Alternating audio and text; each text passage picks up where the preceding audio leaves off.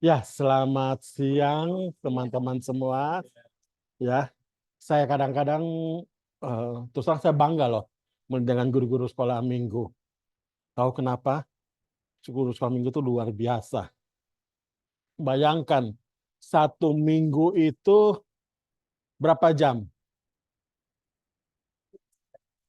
168 jam, ya. 168 jam. eh, Terus kalau kita lihat dikurangin anak istirahat 8 jam sehari, kurang 58, 7 kali 8 kan 56, bisa 112 jam. Dan kelas sekolah minggu berapa jam? 1 jam. 1 jam ya. 1 jam cerita 20 menit, ada pujian 15 menit mungkin. Di situ ada ayat hafalan 5 menit ya. Pembukaan dan sebagainya ada 5 menit. Aktivitas ya mungkin 20 menit. Udah pas 1 jam. Tetapi dengan 1 jam itu kadang-kadang orang tua mengharapkan apa? Perubahan anak kan? Iya, guru sekolah minggu siapa? Ya anak diharapkan berubah. Ya pulang dari gereja harus ada satu perubahan, tuntutannya luar biasa. Bisa nggak? Bisa, ya. Itu luar biasanya ya. Kenapa?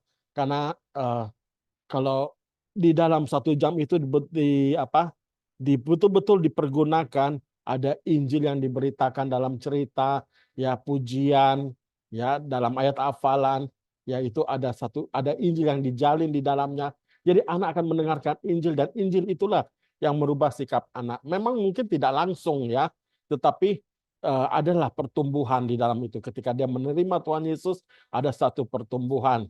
Nah, ini tadi yang dijelaskan Bu Yoke ini, ya, ini adalah pokok Injil itu, ya, di mana dalam setiap mungkin dalam cerita dijalinlah ini, dalam ayat hafalan juga dijalin ini. Ya, mengapa kita belajar ayat hafalan?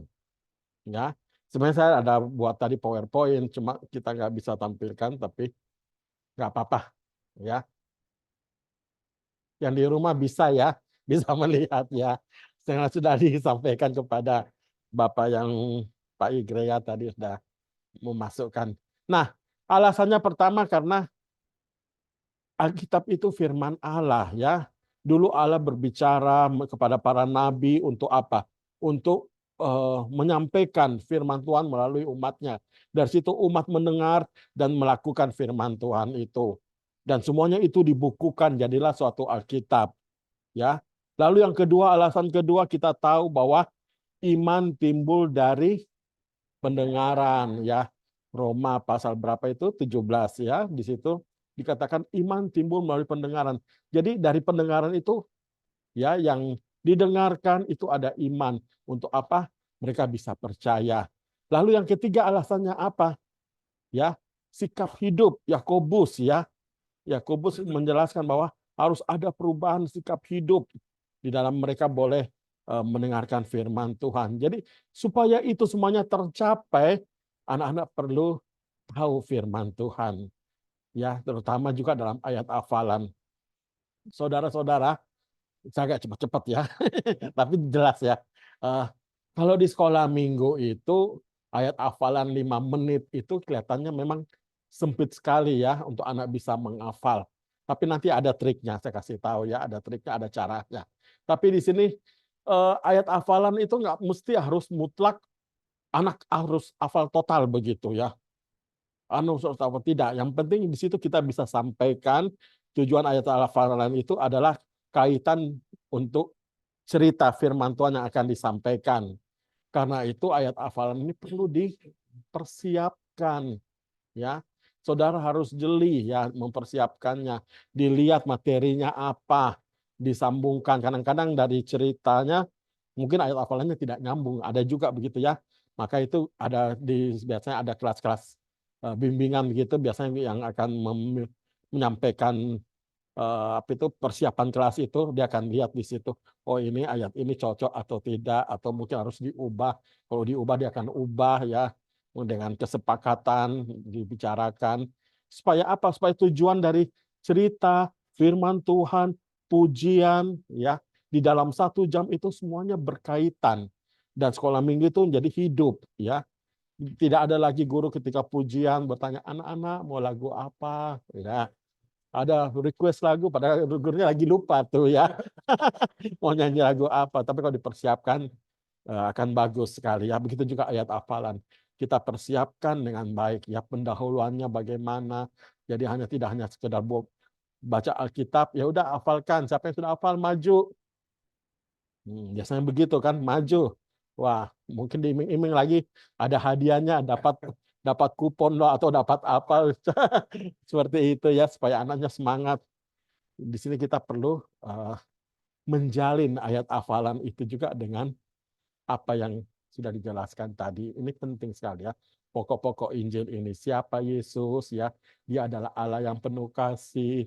Masalahnya apa yang sampai Yesus datang ke dunia? Karena kamu dan saya adalah orang berdosa. Ya, itu sebabnya Yesus dia datang ke dunia ini. Dia tujuannya untuk apa? Mati di kayu salib supaya dosa kamu dan saya dihapuskan.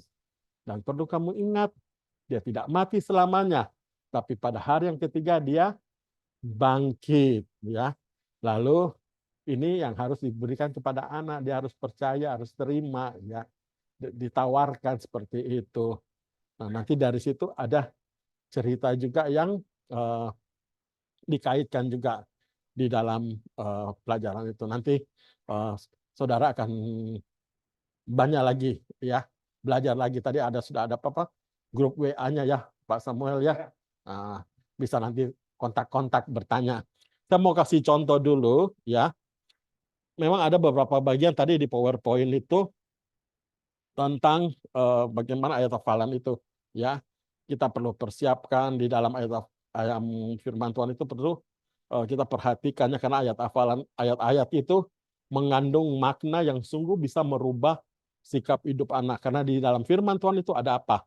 Ada nasihat, ya, ada perintah, ya. Kolose 4 ayat berapa? 23. Hai anak-anak, taatilah orang tuamu dalam segala hal, karena itulah yang indah di hadapan Tuhan, ya. Ada ayat-ayat seperti itu, perintah, hukum-hukum Tuhan, hukum 1 sampai 10 itu juga perintah supaya apa? Supaya anak-anak berbuat tahu bahwa apa yang dilakukan, yang dilanggar itu adalah dosa, sehingga ada satu perubahan sikap hidup. Nah, itu baik sekali untuk apa? Diingatkan terus. Bagaimana dia bisa tahu firman Tuhan kalau dia tidak pernah mendengar, tidak pernah membaca, ya. Itu sebabnya dari sejak kecil tadi ya dibilang, ada Ibu Yoke sudah jelaskan, sekalipun kelasnya itu masih anak-anak kecil, dibacakan ya.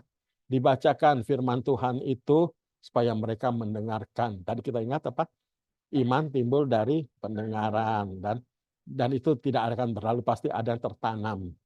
Nah, kita mau belajar menghafalkan ayat dulu ya. Kita buka Alkitab kita.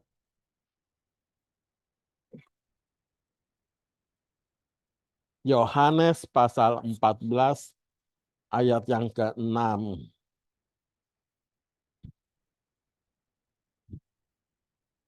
Bawa Alkitab semua anak-anak?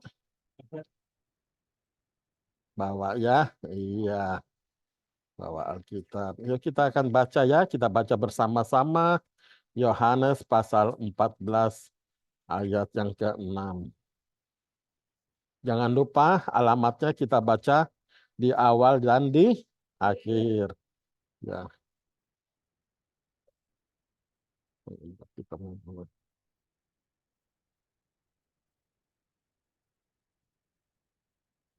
Baik, kita akan baca bersama-sama. Alamatnya kita sebutkan 2 kali ya, di awal dan di akhir. 1, 2, 3. Yohanes 14 ayat 6. Akulah jalan dan kebenaran dan hidup. Tidak ada seorang pun yang datang kepada Bapa kalau tidak melalui aku. Yohanes 14 ayat 6. Terima kasih ya. Ini ayat firman Tuhan yang akan kita hafalkan. Ya, tutup Alkitabmu. Kakak sudah buat alat peraganya, kamu bisa lihat ke depan. Ya, kita akan bacakan lagi sekali lagi ya ayat hafalan ini. 1, 2, 3. Yohanes 14 ayat 6. Kata Yesus kepadanya, tunggu. Sorry. Kata Yesus kepadanya, Akulah jalan dan kebenaran dan hidup. Tidak ada seorang pun yang datang kepada Bapa kalau tidak melalui aku. Yohanes 14 ayat 6. Ya, sekali lagi ya. 1, 2, 3. Yohanes 14 ayat 6. Kata Yesus kepadanya, Akulah jalan dan kebenaran dan hidup. Tidak ada seorang pun yang datang kepada Bapa kalau tidak melalui aku. Yohanes 14 ayat 6. Ya anak-anak, kamu lihat di depan sini. Ini kata siapa? Kata Yesus, betul. Yesus berkata, Akulah jalan dan kebenaran dan hidup. Siapa Yesus ini?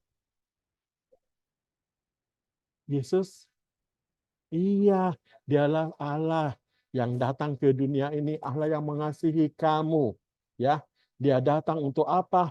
Supaya kamu percaya kepadanya. Dia datang untuk mati di kayu salib untuk menghapuskan dosa kamu dan saya. Apa yang dia katakan?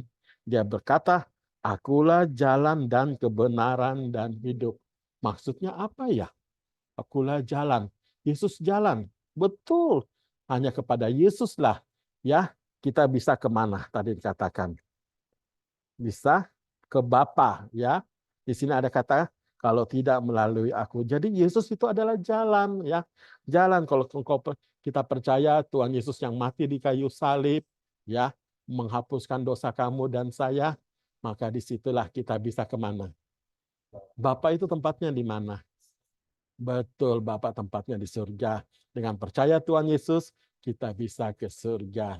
Ya, Yohanes 14 ayat 6. Sekali lagi kita bacakan dan kakak akan menutup beberapa bagian ya. 1, 2, 3. Yesus kepadanya, Akulah jalan dan kebenaran dan hidup. Tidak ada seorang pun yang datang kepada Bapa tidak melalui aku. Yohanes 14 ayat 6. Ya, terima kasih ya. Nah, singkat saja, memang waktunya hanya 5 menit ya, 5 menit. Tapi kalau dia anak itu bisa menghafalkan, puji Tuhan ya, bisa nanti diulang lagi minggu depan dari mana ayatnya, atau setidaknya dengan alat peraga ini terbuka loh pikiran mereka ya. Artinya apa? Yesus itu jalan dan kebenaran. Di situ kita menjelaskan bahwa di sini tadi kita menjelaskan bahwa itulah salib itulah yang merupakan jalan. Ya, kita tidak bisa ya sampai ke rumah Bapa di surga sana kalau tidak melalui salib itu. Jadi satu-satunya jalan adalah melalui salib itu. Ya, nanti saya bisa taruh di WA ya bagian-bagian itu karena saya pikir kalau saya jelaskan terlalu panjang PowerPoint-nya nanti saya kirim ke WA, WA bisa di-share ke grup. Yang penting intinya adalah bagaimana kita mempersiapkan ya ayat hafalan itu penting juga untuk kita pikirkan ya setiap ayat hafalan itu pendahuluannya.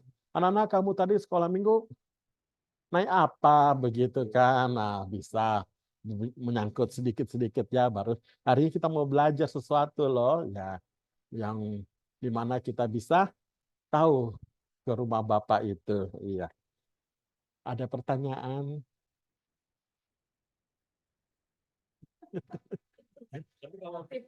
Kreatif.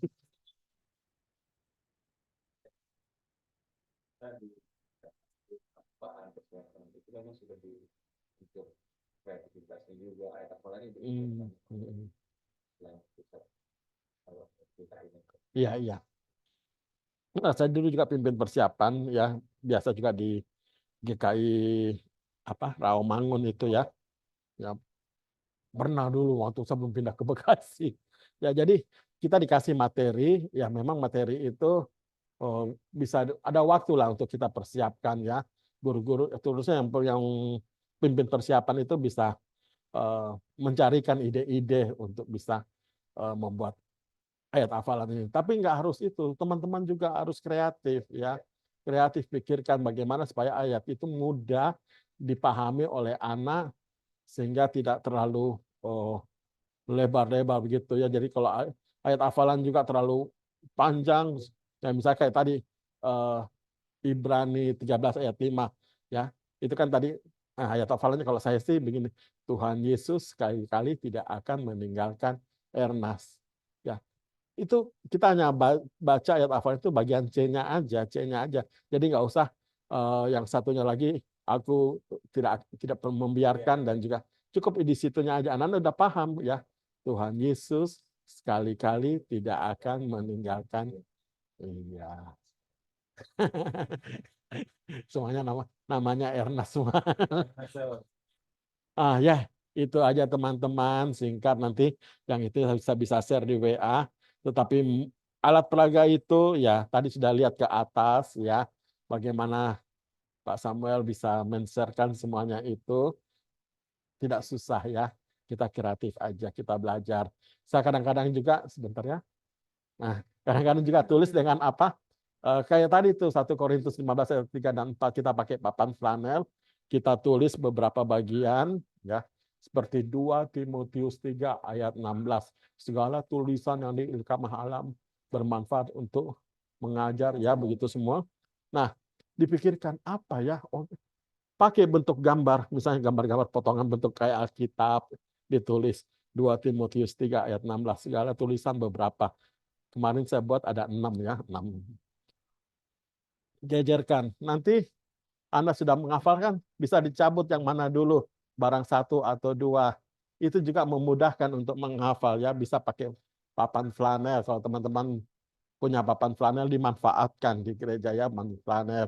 Atau mungkin kalau lagi pergi-pergi atau apa bisa dengan model karton begini bisa ya. Nggak harus 3, bisa juga hanya 2 begitu. Nggak.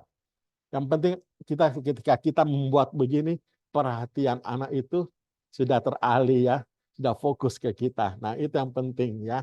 Jadi anak bisa memperhatikan secara maksimal seperti itu. Baik, terima kasih.